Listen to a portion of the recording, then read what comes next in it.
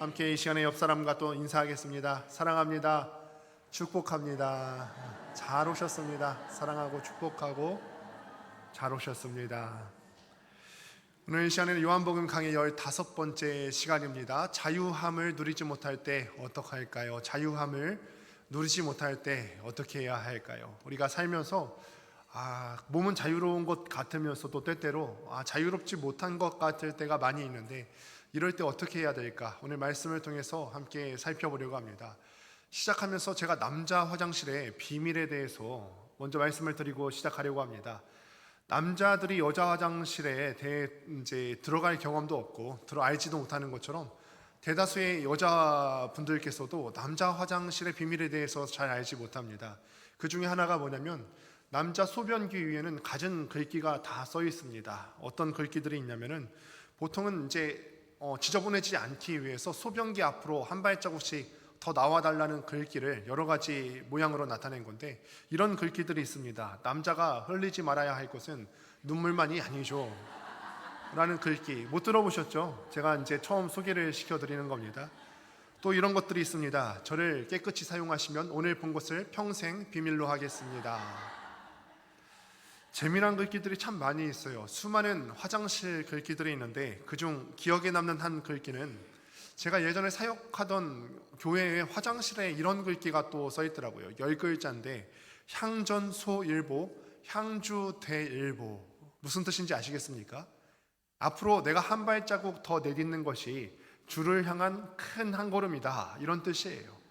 그러니까 앞으로 한 발자국만 더 내딛어 주시면은 교회도 깨끗하게 유지가 될 것이고, 이것이 주님을 위한 우리의 마음일 것이다, 이런 뜻입니다. 이렇게 화장실 명언들이 곳곳에 써붙여져 있습니다만, 가끔은 이런 글귀가 화장실에 왜 써있나 하는 글귀가 있는데, 그 중에 하나가 바로 오늘 본문 말씀 중에 나타나는 진리가 너희를 자유케 하리라 라는 글귀들이 있어요. 소변을 보면서도 물론 용변을 보고 난 후에는 어느 정도 내가 자유를 누리겠습니다만, 굳이 진리랑 이게 용변 보는 것과 무슨 상관이 있지 하는 생각이 들 때가 있습니다. 근데 이 구절은요, 화장실에만 볼 수 있는 것이 아니라 가끔 보면 대학가 같은 데 가면은 그런 글귀를 볼 때가 있고, 혹은 교회와 관련이 없는 어떤 집단이나 기관에 가서도 이런 글귀를 볼 수가 있습니다. 왜 이런 글귀를 쓸까요? 진리가 너희를 자유케 하리라 라고 하는 이 구절이 흔하게 사용된다는 의미가 무엇일까요? 이게 교회가 아니라 교회 아닌 기관, 종교와 상관이 없는 기관에서도 이런 글귀를 사용한다는 것이 과연 무엇을 의미하는 것이겠습니까? 많은 사람들이 자유하고 싶다라는 거예요. 자유하고 싶다. 모든 사람들이 자유하고 싶다는 열망을 나타내고 있다라는 거예요. 그러면서도 이 사람들이 정작 자유가 어떤 것인지, 어떻게 우리가 자유를 누릴 수 있는 것인지에 대해서 모르기 때문에 그 열망만을 나타내주는 표현이 아닐까, 이런 생각이 듭니다. 그래도 우리 민족은요, 어떤 역사적인 상황 때문에, 지정학적인 상황 때문에 자유에 대해서라면은 조금 잘 알고 있는 민족이 아닐까 싶습니다. 일제강점기 시대에서는요, 우리나라가 한 나라의 국민으로서 누려야 되는 모든 존엄이 일본에 의해서 상실된 채 살아본 경험이 있고요, 지금도 우리는 가까운 이웃인 북한을 살펴보면서 자유가 빼앗긴 삶이 얼마나 고달픈 삶인지에 대해서 우리는 너무나 잘 알고 있습니다. 특별히 오늘 성경에서 말하는 자유는요, 이런 자유보다도 더욱더 영생과 관련해서 조금 더 긴밀한 연관성이 있다고 할 것입니다. 오늘 말씀은 특별히 죄로부터의 자유인데, 오늘 말씀을 통하여서 과연 진리란 무엇이고 자유란 무엇이고 또 자유는 어떻게 얻을 수 있는가에 대해서 함께 살펴보시기를 바랍니다. 먼저 오늘 함께 보신 본문 중에 32절을 보시면은 이렇게 기록이 되어 있습니다. 같이 한번 다시 읽도록 하겠습니다. 시작. 진리를 알지니 진리가 너희를 자유롭게 하리라. 우리는 이 구절을 보면서 적어도 3가지 질문은 하실 수가 있어야 될 것입니다. 첫 번째로는 진리가 과연 무엇이냐라는 거예요. 진리가 과연 무엇이냐? 우리는 진리가 무엇인지에 대해서 어렴풋이는 알고 있어요. 이런 것들이 과연 진리가 아닐까? 그런데 한 사람을 짚어놓고 진리가 과연 무엇입니까? 라고 질문을 한다면, 이것을 명확하게 한 문장 내지는 한 단어로 설명할 수 있는 사람이 얼마나 되겠습니까? 어렴풋이는 알지만 진리에 대해서 잘 알고 있지 못하다는 사실입니다. 이 뜻을 우리가 명확히 하기 위해서는요, 거꾸로 생각해 보시는 것도 좋을 것 같습니다. 진리와 반대되는 뜻에는 어떤 것들이 있을까요? 진리와 반대되는 것, 아마 이런 것들이 있지 않을까요? 거짓되다, 진실하지 못하다. 거짓되고 진실하지 못하는 것은 가짜이고요, 가짜는 변할 수 있는 가변성을 내포하는 것이기 때문에 언제든지 우리가 이것들을 신뢰할 수 있는 대상이 되지 못합니다. 여러분, 어떤 대상이 있는데 그 사람이 자꾸 변해요. 내가 어떤 대상이 있는데 그 변하는 대상을 신뢰할 수 있겠습니까? 믿을 수 있겠어요? 부모님이 한번 말했던 것들을 이랬다 저랬다 말을 번복하면요, 그 부모로서의 권위가 설 수 있겠습니까? 친구가 있는데 그 친구가 약속한 것을 계속 손바닥 뒤집듯이 계속 뒤집는다면 그 사람의 말이 신뢰가 되겠습니까? 변하는 것은 신뢰할 수 있는 대상이 아니라는 거죠.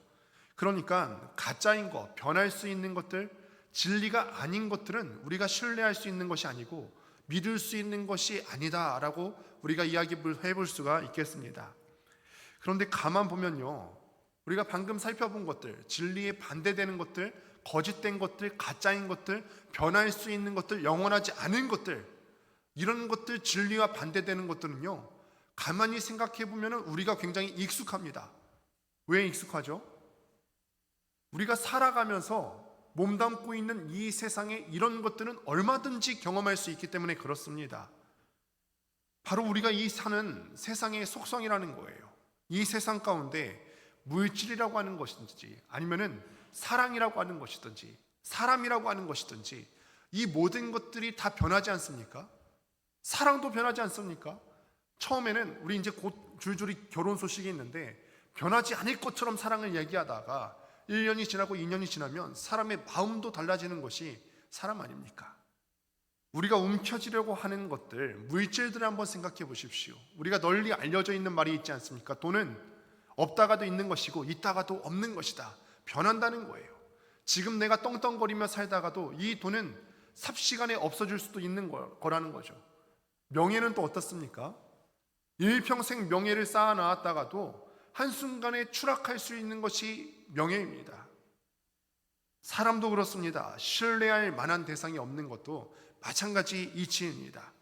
이 세상에요, 누구에게든지 나의 모든 것을 터놓고 얘기할 만한 사람이 있을까요? 이 세상에 그런 사람이 있을까요? 교회에 왔더니 터놓고 얘기할 만한 사람이 없어서 옮겨야겠다. 옮기면 그 교회는 터놓고 얘기할 만한 사람이 있을까요? 없다라는 거예요. 없습니다. 가족 간에도 반목하고 등을 칠 수 있는 것이 우리가 살아가고 있는 이 세상의 모습 아닙니까? 이런 것들이 다 어디서 오는 걸까요? 신뢰할 수가 없고 가변적이고 변하는 것들, 가짜인 것들이 이 세상에 넘치는데 이런 것들이 어디서 오냐면 사람의 죄성으로부터 온다는 거예요. 사람의 죄성에서. 사람의 죄성이 이 세상을 점점점 신뢰할 수 없는 것들로 채워가고 있다는 것입니다. 그런데 사실은 이 세상이 처음부터 그랬던 것은 아니라는 것을 여러분들께서 잘 아실 겁니다.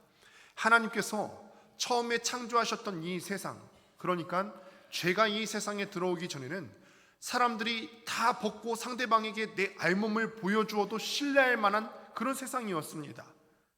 이 속성은 창조주이신 하나님의 속성입니다. 구약 성경에서는 계속해서 하나님께서 진리 그 자체다라고 말씀을 하고 계시는데 시편 31편 5절의 말씀을 보시게 되면 이렇게 기록을 합니다. 함께 읽습니다. 시작. 내가 나의 영을 주의 손에 부탁하나이다. 진리의 하나님 여호와여 나를 속량하셨나이다. 아멘. 하나님 자체가 진리이고요, 변치 않은 분이고 세상의 것들은 변해서 우리가 믿을 수 없는데 하나님께서는 변하지 않는 진리이시기 때문에 우리가 신뢰할 만한 유일한 대상이다라는 거예요. 그러니까 진리는 곧 하나님 한 분이시라는 것입니다. 그런데 이게 신약으로 넘어오면서 요한복음 14장 6절에 보면은 예수님께서 여기에 대해서 굉장히 충격적인 선포를 하시게 됩니다. 다시 한번 같이 말씀 보도록 하겠습니다. 시작. 예수께서 이르시되 내가 곧 길이요 진리요 생명이니 나로 말미암지 않고는 아버지께로 올 자가 없느니라. 그런데 이상합니다. 방금 우리가 시편 말씀 보았을 때 진리는 변하지 않는 것이고 신뢰할 만한 대상은 오직 하나님 한 분뿐이라고 했는데, 그런데 예수님께서 말씀하시기를 자기 자신이 진리라라고 말씀하시는 것은 무슨 뜻이죠? 내가 진리고 진리는 곧 하나님인데, 그러니까 나는 하나님과 같다, 나는 하나님이다 라고 얘기하시는 것이죠. 예수님께서 곧 하나님이심을 선포하시는 거예요. 참 대담한 선포가 아닐 수가 없습니다. 마가복음 14장에 보면은 예수님께서 재판장에서 재판을 받으시면서 그 주위에 물러선 둘이들에게 침뱉음을 당하면서 조롱하시는 장면이 나와 있는데, 그 조롱할 때 사람들이 침을 뱉으면서 네가 신성모독한 죄라고, 신성모독을 했기 때문에 네가 이 자리에 있는 것이라고 주변에 둘러선 사람들이 그렇게 얘기합니다. 이런 걸 보면요, 유대인들이 예수님을 더 빨리 십자가에 못 박지 않은 것이 신기할 정도로 예수님께서는 굉장히 대담한 선언을 하신 거예요. 진리는 하나님이신 예수님을 의미하는 거죠. 그럼 아까 읽으신 본문 32절을 바꿔보시면 우리가 이렇게 읽을 수 있겠습니다. 같이 한번 읽습니다. 시작. 예수를 알지니 예수가 너희를 자유롭게 하리라. 할렐루야. 예수님이 우리를 자유롭게 하시는 분이신 줄을 믿습니다. 예수님께서 우리를 자유롭게 하실 수 있는 분이세요. 그러면 여기서 우리가 두 번째 던져야 할 질문이 있는데, 진리를 알지니, 그러니까 예수님을 안다고 하는 것에서 안다는 것이 무슨 뜻일까요? 안다. 이 알지니라고 하는 해당되는 단어는요, 단순히 우리가 머리로 암기해서 지식적으로 정보를 아는 것을 의미하는 것이 아니라, 이 말은 내가 그것을 경험해서 체득하다라고 하는 뜻을 갖고 있어요. 내가 이것을 경험해서 체득하다라는 뜻을 갖고 있습니다. 따라서 본문에서 진리를 알지니, 예수님을 알지니 이란 말씀은요, 머리로만 이해하는 정도가 아니라 예수님과 사귀는 것을 통해서, 예수님과 날마다 교제하는 것을 통해서 예수님을 경험하는 것이고, 예수님에 대해서 인격적인 교류가 일어나는 것을 예수님을 안다라고 표현하는 것입니다. 차이를 분명하게 하기 위해서 이야기를 한번 해보도록 하겠습니다. 제가 알고 있는 두 사람이 있습니다. 한 사람은 미국의 트럼프 대통령이고, 한 사람은 제 아내입니다. 제가 트럼프 대통령을 알고 있습니다. 저는 분명히 이 두 사람을 압니다만, 이 안다라고 하는 말의 차이가 분명히 있죠. 제가 트럼프 대통령에 대해서 안다라고 하는 것은요, 그 사람에 관해서 아는 것입니다. 정보에 대해서 안다라는 거예요. 그 사람 생김새가 어떻게 생겼는지, 헤어스타일이 바람에 막 날린 것 같은 헤어스타일 아닙니까? 바람에 날린 것 같은 헤어스타일이 있고, 목소리도 기억이 어렴풋이 나는 것 같고요, 인상을 막 찌푸린다든지 이런 특성들에 대해서 잘 알고 있어요. 그러나 저는요, 조금 더 알아본다면 이분의 출신지나 출신 학교까지도 알아볼 수 있겠습니다만, 저는 이분과 한 번도 식사를 같이 해보거나 커피를 마신다든가 그렇게 해본 적이 없습니다. 만약에 우리 교회에 온다면 제가 목욕실로 초청해서 보이차 한 잔 내려드릴 수 있겠습니다만, 그렇게 해본 적이 없어요. 제가 그분에 대해서 아는 건요, 이 사람에 대한 정보, 또 객관적인 사실에 대해서 아는 것이지, 이 사람과 어떤 사귐이 있거나 인격적인 교류가 있는 것이 아니라는 것입니다. 그런데 제가 아내를 안다라고 하는 말은요, 전혀 다른 차원의 이야기예요. 대통령을 아는 것과 같이 저는 아내의 체형과 생김새와 목소리까지 다 알고 있습니다. 그러나 더 나아가서 더 알고 있는 사실이 있는데, 아내와 그간 연애하고 또 결혼하고 두 아이를 낳아 기르면서 오갔던 인격적인 교류가 있는 것이고, 정서적인 공감대가 있습니다. 똑같이 아는 사람이지만 분명히 안다라고 했을 때 그 아는 것의 차이점이 분명히 존재하고 있다라는 거예요. 사랑하는 성도 여러분, 그럼 여기서 우리가 한 가지 생각해 볼 지점이 있습니다. 우리가 예수님을 알지 않으십니까? 예수님을 아십니까? 이쯤 되니 자신이 없어지시죠. 제가 뭐라고 얘기할지 몰라서 자신이 없어지시는 것 같은데, 곰곰이 생각해 보시길 바랍니다. 예수님을 아실 때 어느 정도 수준에서 알고 계십니까? 제가 트럼프 대통령을 알고 있는 것처럼 고작 예수님에 대해서 겉모습이나 객관적인 정보나 객관적인 사실이나 외형적인 것들에 대해서만 알고 계시진 않으세요? 그저 예수님에 대한 정보만을 알고 있는 거예요. 예수님은 다윗의 자손이다. 예수님께서는 병든 사람들을 고치신 적이 있으시다. 예수님은 죽었던 나사로를 살리신 적이 있으시다. 예수님에게는 12명의 제자가 있었다. 이런 사실들은요, 예수님에 대한 정보입니다. 예수님에 관해서 아는 거예요. 물론 이 각각의 사실들, 예수님께서 다윗의 후손이시고 12명의 제자들이 있었고 많은 병자들을 고쳤다, 이런 사실은 그 자체만으로도 굉장한 것이지만, 이것이 이런 예수님에 대한 사실들이 내 삶과 연결되지 않는다면 아무런 의미가 없다라는 거예요. 다윗의 자손으로 영원한 왕으로 오신 예수님께서 내 삶에서도 영원한 왕으로서 좌정하시지 않으신다면 예수님께서 무슨 의미가 있으시겠어요? 예수님께서 병든 자를 고치시고 죽은 자를 일으키신 그 예수님께서 내 삶에서도 기적을 일으키실 수 있는 능력이 있으신 분을 내가 믿지 못한다면 그분의 능력이 나랑 무슨 상관이 있겠습니까? 많은 성도들이요, 이 사실을 내가 입으로 고백하지만 마음 깊이 이 사실을 믿고 있는 사람이 얼마나 될까요? 우리는 예수님께서 우리의 죄를 위해서 십자가에 못 박혀 달려 죽었다는 사실을 알고 있습니다. 그런데 십자가를 보면서도 이게 나랑 상관이 없다 생각하시면 십자가는 나랑 상관이 없는 거예요. 이 십자가를 보면서도 그 십자가가 나의 죄 때문이라는 사실에 무감각하다는 거예요. 내 죄 때문에 뭉뚱그려서 우리 죄 때문이라 생각하지 마시고 내 죄 때문에 예수님께서 돌아가셨다는 그 사실이 나랑 연관이 있으셔야 된다는 것입니다. 이것에 대해서 무감각한 사람들은요, 예수님에 대한 정보를 아는 것이지 예수님과 인격적인 교류가 있거나 사귐이 있는 사람이 아닙니다. 그렇다면 예수님을 인격적으로 알기 위해서는 우리가 어떻게 해야 할까요? 서로 사귐이 있고 교류가 있어야 되죠.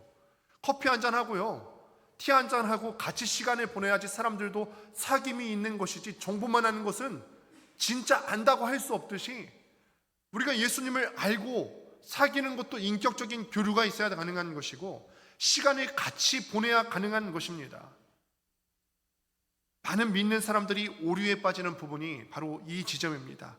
예수님을 안다고 하는데 얼마나 많이 알고 계십니까? 인간적으로, 인격적으로 예수님을 알기 위해서는 우리가 어떻게 해야 할까요? 시간을 같이 보내야 된다는 거예요. 대화가 필요하다는 것입니다. 말씀을 통해서 예수님과 깊이 있는 사귐이 있어야 되고요, 기도하는 시간을 쪼개셔서 1시간도 나와 함께 기도할 수 없느냐, 1시간도 하나님 앞에 나와서 기도할 수 없느냐, 이 예수 그리스도의 절규가 우리 마음에 맺혀서 주님께 기도하는 시간이 우리께 있어야 된다는 것입니다. 종교가 무엇이냐라고 물을 때 기독교라고 대답하는 사람들이 적당히 알면서 말씀 보지 않고 기도하지 않기 때문에 정작 예수님과 상관이 없는 삶을 살아가고 있습니다. 그러나 우리가 예수님을 사모하고 기도하면 그분은 언제나 우리를 만나주시고 우리와 동행해 주시고 우리와 함께 하시기를 즐겨주시는 분이신 줄로 믿습니다. 그때 우리가 예수님을 사모하고 예수님의 동행하심을 구할 때 그때 비로소 우리가 매였던 것에서 자유케 되고 역사가 일어난다라는 것입니다. 또다시 32절의 말씀을 보면은 우리가 세 번째 질문이 떠오르게 됩니다. 다시 한번 읽습니다. 시작. 진리를 알지니 진리가 너희를 자유롭게 하리라. 아멘. 지금까지 배운 대로 바꾸어 읽어보면 이렇게 되겠죠. 예수와 사귀면 예수가 너희를 자유롭게 되리라. 예수를 알지니 예수와 사귀면 예수가 너희를 자유롭게 하리라. 할렐루야. 이 세 번째 던질 수 있는 질문이 과연 무엇일까? 예수와 사귀면요, 예수님께서 우리를 자유롭게 한다고 했는데 과연 무엇으로부터의 자유란 말입니까? 뭐로부터의 자유죠?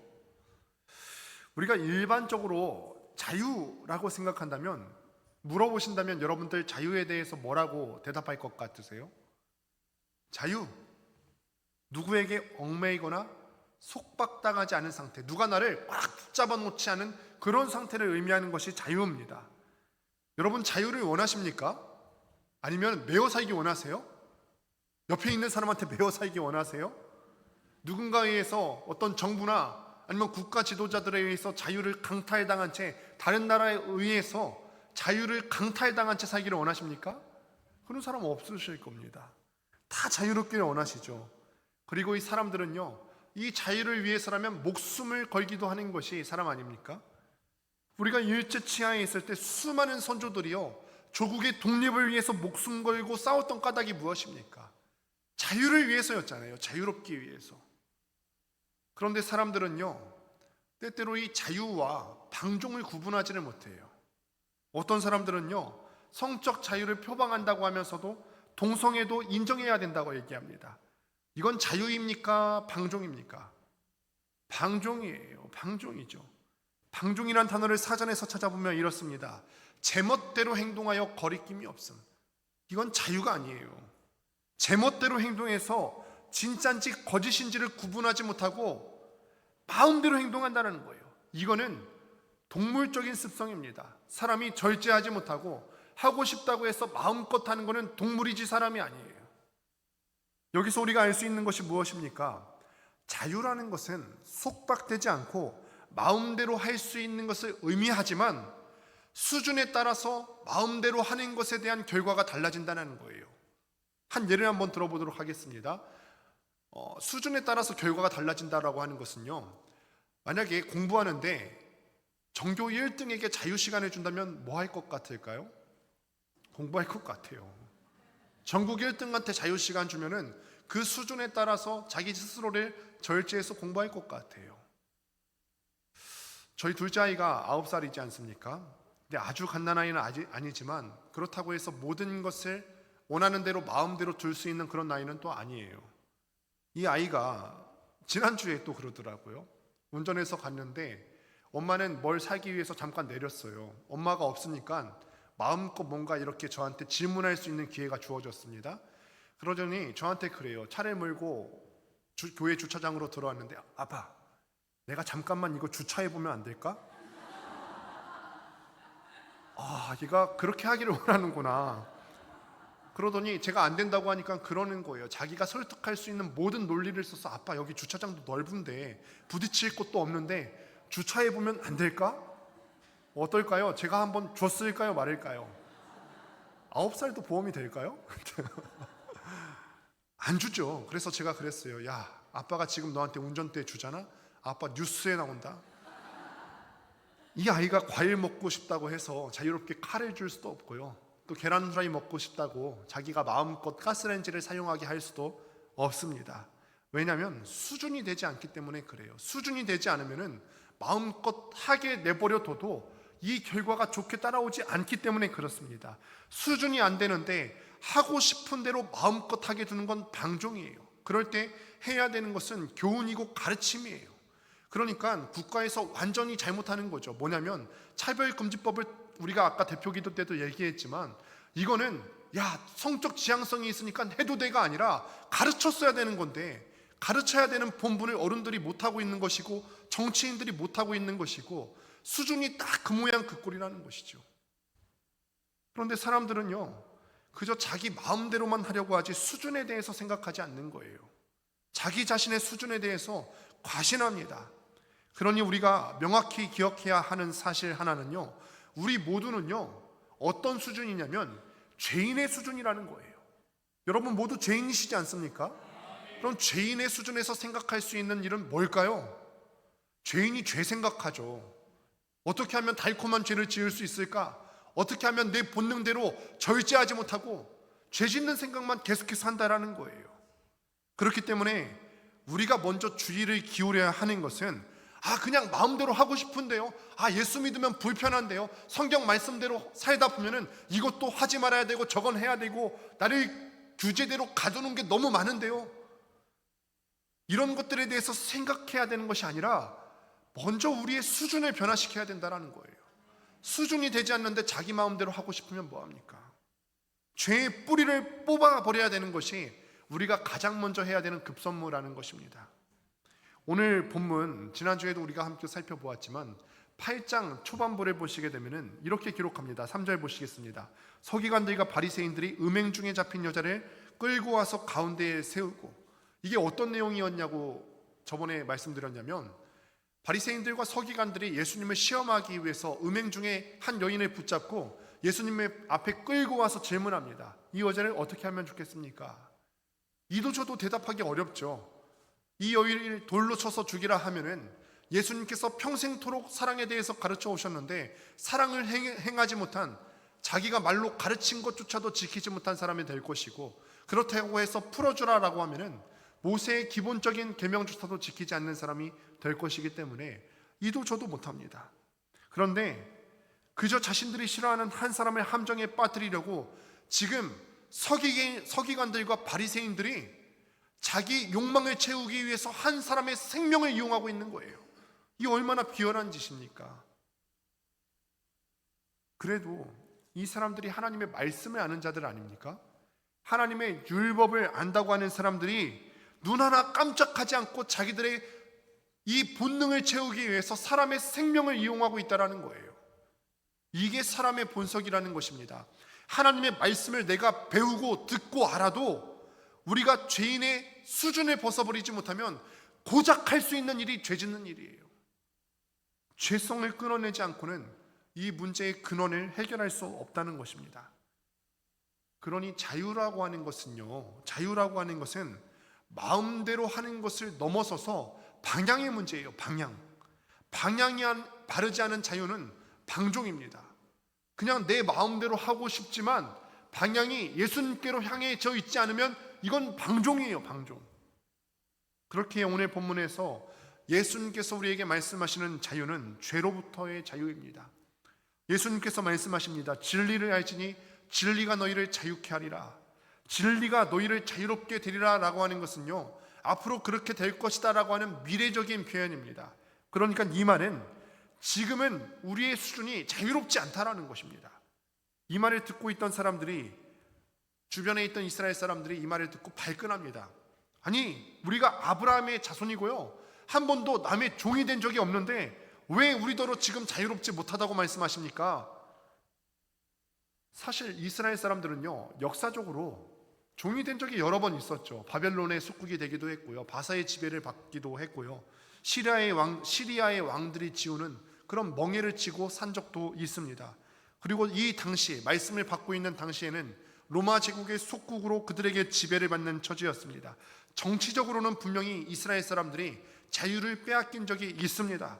그런데 이스라엘 사람들이 말하는 것은요, 종교적인 면에서, 영적인 측면에서 자유를 빼앗긴 적이 없다라고 주장하는 거예요. 비록 우리가 국력이 쇠퇴해서 주변 열강들에 의해서 정치적인 자유를 뺏긴 적이 있어도 여호와를 섬기는 우리의 신앙과 우리의 종교는 빼앗긴 적이 없습니다. 이것이 아브라함의 자손이라고 했던 그들에게 자부심이었어요. 정체성이에요. 그러나 분명한 것은요, 이 자유에 대한 그들의 관점은 그 뒤에 있는 영적인 의미를 알지 못하고 이야기하고 있다는 것입니다. 방금 전 이야기했듯이 아브라함의 자손이면 뭐합니까? 아브라함의 자손이어도요, 내 아버지가, 내 할아버지가, 내 증조할아버지가 내 조상 대대로 기독교 가문이어도 내가 죄의 뿌리를 끊지 못하면 결코 자유할 수 없다는 사실을 인식하지 못하고 있다는 거예요. 인식하지 못하는 거. 이와 관련한 한 이야기가 있습니다. 호주 시드니 한 교도소에서 수감된 한 죄수가 탈옥을 꿈꿨어요. 탈옥을 계획하려고 봤더니 해마다 날마다 같은 시각이 되면은 빵차가 들어오는데 같은 시간에 오는 거예요. 그래서 이 사람이요, 저 빵차는 밖으로 나가겠지 하면서 이 차에 매달려서 밖으로 나왔더랬습니다. 참 답답했죠. 그 밑에서, 차 밑에 매달려서 오는데 번지 범벅이고 더워 죽겠는데 땀이 막 흘러내리는데도 얼마 후면은 자유의 몸이 될 것을 기대하면서 이것을 꼭 참고 갔습니다. 이윽고 차가 멈추고 그는 주위를 살핀 후에 차에서 내렸습니다. 야, 이제는 어떤 구속도 행복도 없는 자유스러운 삶을 살리라. 그런데 배달차가 도착한 곳은 다른 교도소였습니다. 교도소가 빵을 한 교도소만 가는 것이 아니라 다른 교도소도 빵을 배달하는 거예요. 곧바로 붙잡혀서 다시 감옥으로 들어갔답니다. 그가 자유를 소망하면서 탈출한 것은 결국 다른 감옥이었다라는 거예요. 사람의 삶도 마찬가지입니다. 근본적으로 우리가 죄의 문제를 해결받지 못하면 우리 모두는 다른 감옥으로 탈출하는 것과 같은 그런 어리석은 이 사람의 모습과 우리와 똑같다라고 하는 거예요. 죄의 감옥에서 완전히 벗어날 때 우리가 자유를 얻게 될 줄로 믿습니다. 이 죄의 고리를 끊어내셔야 된다는 거예요. 그런데 이 죄의 고리를 누가 끊어낼 수 있습니까? 예수님께서 끊어내실 수가 있다는 것입니다. 우리가 분명히 알고 있는 것은 죄의 문제를 해결할 수 있는 분, 우리를 죄에서 자유롭게 하실 수 있는 분은 예수님 한 분밖에 없다라는 사실입니다. 예수님께서 십자가를 지고 달려 돌아가실 때 우리의 죄의 문제가 해결된 줄로 믿습니다.